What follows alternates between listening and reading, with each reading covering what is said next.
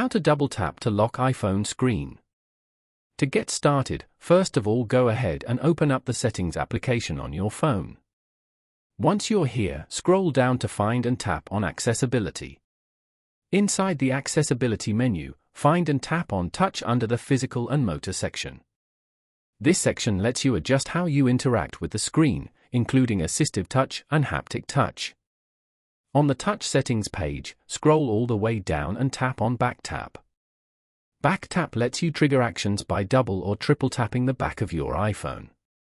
Now, select the double tap option to assign an action. You will see a list of available system actions you can assign. From the list, find and tap on Lock Screen to select it. A checkmark will appear next to it, confirming your selection. Following these steps, you can easily double tap to lock your iPhone screen. Thank you for watching. Please leave a like if this tutorial helped you, or leave a comment below if you have any questions related to the video.